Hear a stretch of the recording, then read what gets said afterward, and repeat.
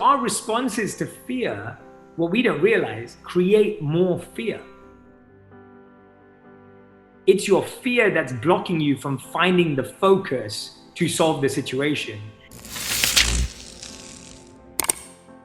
I really get it when you're confused and you're lost and you're stuck and you feel like there's no way out and you can't see the future and you can't even envision it. And the whole, believe in yourself first. I didn't believe in myself.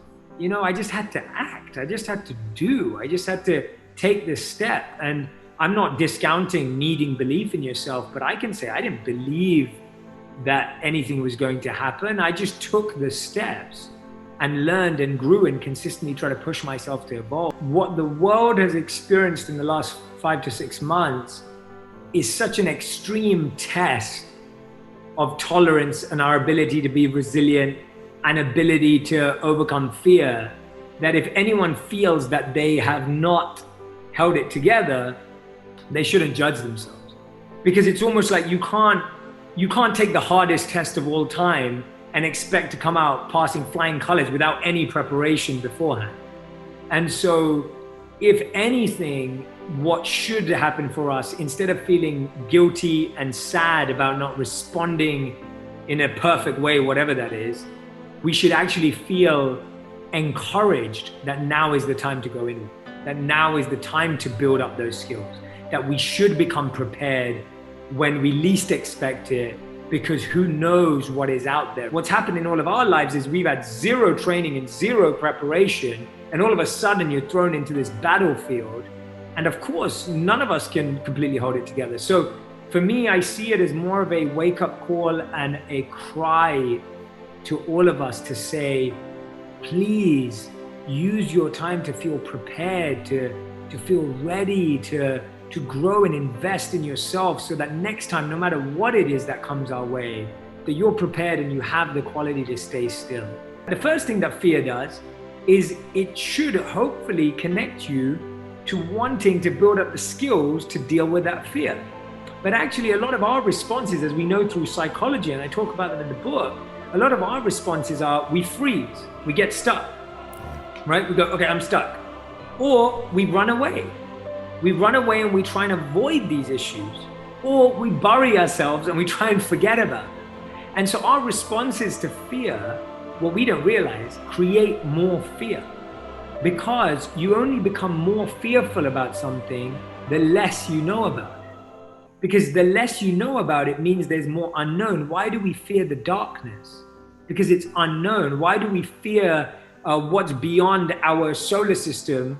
Because we don't know. It's when we don't know that we're in fear. It's crazy to me that we remain in a state of unknowingness in our own lives and emotions, because we feel scared of actually getting intimate with our fear. We get scared of being present and close to our fear. And that's where we try and put fear to the back of our minds. We try and run away from it. So the first thing I'd say is, when you have a fear response, instead of running away from it or trying to figure out how to get away from it or avoid it, ask yourself, what am I truly fearful of? Where is this fear coming from? And continue to ask yourself, when you come up with a fear, and I call it the why ladder in the book, when you come up with a fear, so I give the example in the book that, and let's take a more common example. So you may say, I am fearful of COVID. And that's a very normal fear to have, nothing wrong with it. And I think that's the other problem. We think our fears are wrong. So then we don't want to get intimate with them. Right. But I would say, okay, well, why are you afraid of COVID? And you may say, I'm afraid because I might lose my job. And you say, okay, why are you afraid of losing your job? Because I need to pay the bills and I need to take care of my family. Why do you think that paying the bills is what's going to take care of your family and everything else? Because I need to put food on the table. Why do you need to put food on the table? Because I want my family to feel loved and cared for and nourished. Why do you want your family to feel loved and cared for and nourished? Because I love them. And then you realize, wait a minute, what they're really looking for is love. And if I can, even in this pain, choose to give them love, then I'm actually giving them what they need. And now I'll find all the ways to make the money, figure out my business, get food on the table and do that. But if I really realize that what I'm scared of is that COVID is going to stop me from giving love to my family. And that's actually not true. You can give love to your family, and then hopefully in that stress-free of like letting go of that, you actually give yourself the energy to go and figure out the other stuff. And so I'm not saying that losing your job means you can just do this activity and you'll be free of fear. What I'm saying is that it's your fear that's blocking you from finding the focus to solve the situation. And doing this why ladder exercise actually helps you realize what you think you're being blocked from.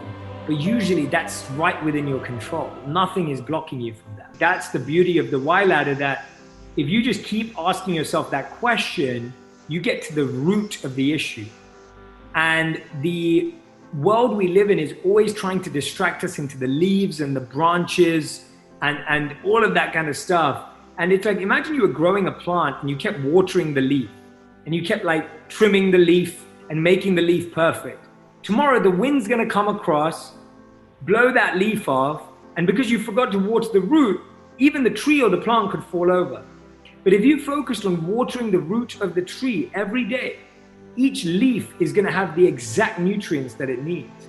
And so our mind and our lives are like that because we keep trying to solve the next drama, we keep trying to solve the next issue, we keep trying to solve the next problem, that we're distracted from the root of the issue. And the why ladder forces you to go to the root of the issue and deal with that. We are trained to look for stability and security when actually everything in the world is consistently changing. Like there is no such thing as stability really in anything. And there is sustenance and there is continuity, but looking for complete exactness and sameness. So we're so addicted to wanting the same experience again and again and again and again and again that we block ourselves from a new experience. And that's why we all live in this nostalgia of, oh, life used to be amazing back in the day. Or, you know, those were the good old years. And that comes from a fantasized view of the past.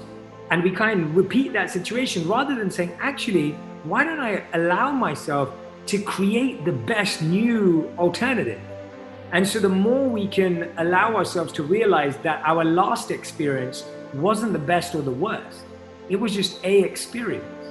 And why don't I go and create a unique and different experience, not a better or a worse one? We always compare things as better or worse, but really everything is different or unique.